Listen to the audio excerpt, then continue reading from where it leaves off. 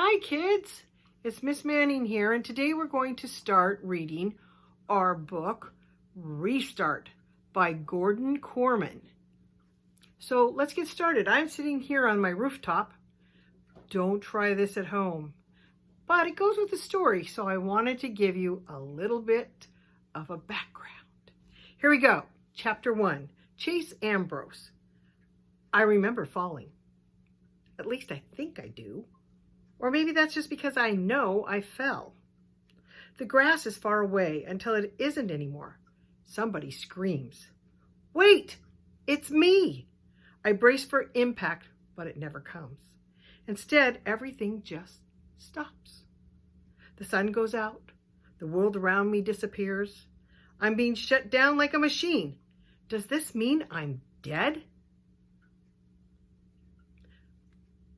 Blank. The light is harsh, fluorescent, painful. I squeeze my eyes shut, but I can't keep it out. It's an explosion. Voices are babbling all around me. You can't mistake the excitement. He's awake. Get the doctor. They said he'd never. Oh, Chase. Doctor. I try to make out who's there, but the light is killing me. I thrash about, blinking wildly. Everything hurts, especially my neck and left shoulder. Blurry images come into focus. People standing and sitting in chairs. I'm lying down, a sheet over me. White makes the brightness even worse. I raise my hands to cover my face, and suddenly I'm tangled in wires and tubing. A clip on my finger is tethered to a beeping machine next to my bed. An IV bag hangs from a pole above it. Thank God! The lady beside me is choked with emotion. I can see her better now. Long brown hair, dark-rimmed glasses. When we found you lying there, that's all she can manage before she breaks down crying. A much younger guy puts an arm around her. A white-coated doctor bursts into the room. Welcome back, Chase, he exclaims, picking up a chart on a clipboard at the foot of my bed. How do you feel? How do I feel? Like I've been punched and kicked over every part of my body. But that's not the worst part. How am I supposed to feel when nothing makes sense? Where am I demand. Why am I in the hospital? Who are these people? The lady with the glasses gasps. Chase, honey, she says in a nervous voice. It's me, Mom. Mom? Doesn't she think I know my own mother? I've never seen you before in my life, I bluster. My mother is... That's when it happens. I reach back for an image of Mom, and I come up totally empty. Ditto Dad, or home, or friends, or school, or anything. It's the craziest feeling. I remember how to remember, but when I actually try to do it, I'm a blank. I'm like a computer with its hard drive wiped clean. You can reboot it and the operating system works fine, but when you look for a document or a file to open, nothing's there. Not even my own name. Am I Chase? I ask. While my other questions sent murmurs of shock around my hospital bed, this one is greeted with silent resignation. My eyes fall on the chart in the doctor's hands. On the back of the clipboard is written, Ambrose, Chase. Who am I? A mirror, I exclaim. Somebody give me a mirror. Perhaps you're not ready for that, the doctor says in a soothing tone. The last thing I'm in the mood for is to be soothed. A mirror, I snap. The lady who calls herself Mom fumbles inside her pocketbook and hands me a makeup compact. I open it up, blow away the loose powder, and stare at my reflection. A stranger stares back at me. Amnesia. That's what Dr. Cooperman says I have. Acute retrograde amnesia. The loss of all memory prior to a certain event.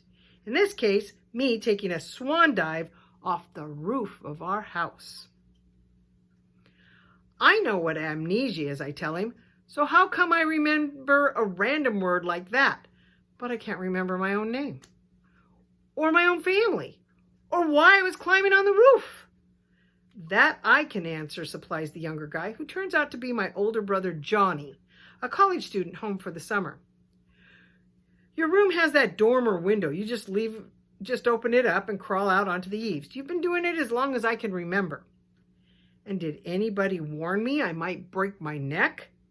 Only since you were six, my mother puts in. I figured if you survived this long, it was a time to stop worrying. You were such an athlete. Her voice trails off. Amnesia can be an unpredictable thing, the doctor informs us, especially with a traumatic injury just like this one. We're just starting to understand which parts of the brain control which life functions. But for all we know, it has nothing to do with geography. Some patients lose long-term memory. Some lose short-term memory. Others lose the ability to transfer from short to long-term. In your case, the damage seems totally confined to your sense of who you are and what happens in your life up until this point.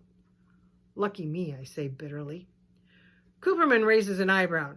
Don't knock it. You remember more than you realize. You can walk and talk and swallow and go to the bathroom. How'd you like to have to relearn everything, even how to put one foot in front of the other? The bathroom part is definitely an upgrade. They say I was in a coma for 4 days before I woke up. I can't say how the bathroom side of things were taken care of during that time, but I'm pretty sure I had nothing to do with it. Maybe I'm better off not knowing. The doctor checks a few readings on my monitor, makes notes on my chart, and then regards me intently. Are you absolutely certain you can't remember anything at all from your life before you regain consciousness? Once again, I peer back into the nothingness. That's where my memory is supposed to be. It's like reaching into a pocket for something that should be there, but isn't. Only that something isn't keys or a phone. It isn't your life. It's bewildering and frustrating and terrifying at the same time. Try harder, I push myself. You didn't just whoosh into being when you came out of that coma. You're in there somewhere. A vague image starts to form, so I bear down, concentrating with all my might, trying to wrestle it into focus. What is it? Johnny asks breathlessly. At last, the details sharpen into view. I see a little girl, maybe 4 years old, wearing a blue dress with white lace. She seems to be standing in some kind of a garden. At least, she's surrounded by greenery. Well, there's this girl, I begin, struggling to keep the picture in my head. Girl? Cooperman turns to my mother. Does Chase have a girlfriend? I don't think so, Mom replies. It isn't like that, I insist. This is a little kid. Helene? My mother asks. The name means nothing to me. Who's Helene? Dad's kid, Johnny supplies. Our half-sister. Dad? Sister? I search for a connection between these words and the memories they should trigger. My mind is a black hole. There might be a lot in there, but it can't get out. Are the two of them close? Cooperman inquires. Mom makes a face. Doctor, after the accident, my ex-husband came to shout and accuse and punch the emergency room wall. Have you seen him here since then, while his son lay in a coma? That should give you an idea of the relationship between my boys and their father and his new family. I don't know any Helene, I volunteer. But you can't go by me because I don't know anybody. This is just a little blonde girl in a blue dress with white lace. Kind of dressed up, like maybe she's going to church or something. But why I remember her and nothing else, I can't tell you. Definitely not Helene, Mom concludes. She has dark hair like her mother. I turn to the doctor. Am I just crazy? Of course not, he replies. In fact, this little blonde girl suggests that your memory isn't gone at all. It's only your ability to access it that's been damaged. I believe that your missing life will come back to you, or at least some of it will. This girl might be the key. I want you to keep thinking about her, who she is, and why she's so important that you remember her when everything else has disappeared. I honestly try, but there are too many other things going on. Now that I'm not dead, the hospital is suddenly in a big hurry to get me out of there. Dr. Cooperman runs tests on every part of me except my left earlobe. Turns out my brain might be short-circuited, but the rest of me still works. So how come I ache all over? Muscular is his diagnosis. From the fall. Or should I say, he chuckles at his own joke, the sudden stop at the bottom. Every muscle from nose to toes tenses up from that kind of shock. Tack on 96 hours of complete inactivity and you'll stiffen up all over. It's normal. It'll pass. My only real injuries are a concussion and a separated left shoulder. Turns out my bad diving form saved my life. My shoulder hit the ground a split second before my head, absorbing just enough of my hard landing to keep the impact from killing me. Mom brings clothes for me to change into. I suppose I shouldn't be so blown away that they fit. They're my clothes, after all, but of course they're new to me. I can't help wondering if I have a favorite shirt or a super broken-in pair of jeans. I don't remember the car either, a Chevy van, or the house. I take the opportunity to fill in a few blanks about myself. I am not the child of millionaires. I have no great love of cutting the grass. Or maybe that one's on Johnny. I've got an excuse. I've been in a coma. I note the window I must have climbed out of, since it's the only one with roof access. For some reason, I expected it to be higher, and I'm embarrassed. Like it's an insult to my manliness that such a puny fall scrambled my brains. When Mom opens the door and a chorus of voices cry out, "Surprise!" A makeshift banner hangs across the living room. "Welcome home, champ!" A heavy-set man, about Mom's age, steps forward, enfolds me in a crushing bear hug, and rubs his knuckles up and down my head. "Good to have you back, son." Mom is horrified. "Stop it, Frank. He has a concussion." The man, my father, lets me go, but he's defiant. "Ambrose men can take a few licks, Tina. You're talking about an all-county running back." "Ex-all-county running back, Dad," Johnny amends. "You heard the doctor. Chase can't play football this season." "Dopey doctor," my father snorts. "What does he weigh? 140 soaking wet?" He faces Mom. "Don't turn him into a wimp like you did with Johnny." "Thanks, that means a lot," my brother says dryly. "Why are you here, Frank?" My mother is quickly losing patience. "How many times have I asked you not to use your key anymore? This is not your house, and it hasn't been for a long time." "I pay the mortgage on this place," he growls. All at once, the cloud lifts from his face and he's grinning. "Besides, we had to be here to welcome home the conquering hero." "Falling off a roof doesn't make me a hero," I mumble. I can't put my finger on it, but there's something about my dad that makes me nervous. It isn't physical. In fact, for a middle-aged guy, he's pretty energetic and spry, despite the paunch and the thinning hair. His smile is totally overpowering. To see him is to want to like him. Maybe that's the problem, I decide. He's too confident that he's welcome in everywhere. And going by my mom, he isn't. Not here anyway. He brought his new family, a wife named Corinne, who doesn't look much older than Johnny, and Helene, my 4-year-old half-sister. Mom was right. Helene's definitely not the girl in the blue dress. It's no big deal, I guess, but I'm disappointed. I was kind of hoping for one thing in my life to be connected to reality. Although I'm meeting them for the first time, I have to remind myself they already know me. For some reason, they don't seem to like me very much. Corinne hangs back and the little kid stays firmly attached to her mom's skirt.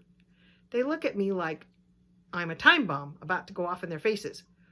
What did I ever do to them? My father seems to be settling in for a long visit, but Mom's having none of that.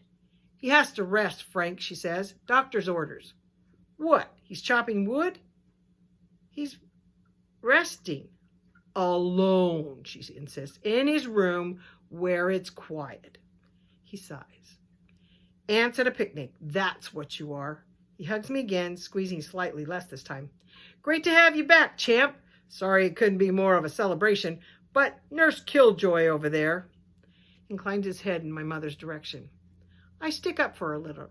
She's right about the doctor. He said I'd have to take it easy because of my concussion. Concussion, he snorts. When I played football, I got my conch bonked plenty of times. You rub a little dirt on it and you're good. Corinne appears at her husband's elbow. We're so glad you're okay, Chase. Come on, Frank, let's go. I feel like I have to fill the hostile silence that follows. So I lean down to my kid sister. That's a nice doll you got there. What's her name? She shrinks back like I'm about to eat her. Eventually, Dad's gone, taking Corinne and Helene with him. Johnny goes out to meet some friends, and Mom orders me upstairs to get a head start on the relaxation that almost caused a civil war. She has to show me which room is mine, because I don't remember any of it. Not the wooden staircase with the faded floral runner up the center, not the narrow hallway with the low ceiling, not the wood door with the crack down the center panel. My mother sees me evaluating the damage and is momentarily surprised by my surprise. Then she tries to explain it away. That's probably my fault. I always let you and your friends play sports in the house. You're too big for that now, or the house is too small. Which sports, I asked. Tears are coming to her eyes, and this is hard for her. Football, soccer, badminton, you name it. Being in my room is the weirdest experience of all. It's my room. There's no question about it. The walls are covered with newspaper clippings about football teams I starred on and lacrosse games I won. That's me in the pictures, diving into the end zones and being mobbed by ecstatic teammates. More unfamiliar faces. There are trophies, too, shelves of them. Chase Ambrose, top scorer. Chase Ambrose, MVP, most yards from scrimmage. Team captain, state champions. I'm really somebody. I only wish I knew who. It takes some doing to build up my courage, but I eventually make it over to the window. I was wrong before. It's plenty high. I'm lucky to be alive. It's like I've been parachuted into the middle of someone else's life. Someone who looks exactly like me, yet isn't me. The doctor's right. I need to rest. I sit down on the edge of the bed. My bed. There's a phone on the nightstand. The screen cracked. I wonder if I had it with me when I fell. I press the home button. It's dead. There's a charging cable right beside it, and I plug it in. After a couple of minutes, the display lights up, and there I am again with two other kids, complete strangers, although you can tell from the pose that the three of us are close friends. It's a selfie, with the kid on my right as photographer.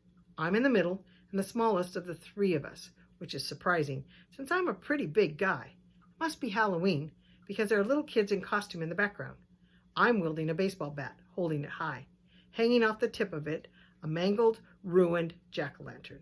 The screen goes dark and I press the button again. The image of the triumphant pumpkin bashers reappears. I can't take my eyes off of it. All three of us wearing wild, gleeful, unholy, cake-eating grins. What kind of person am I? And that's the end of Chapter 1.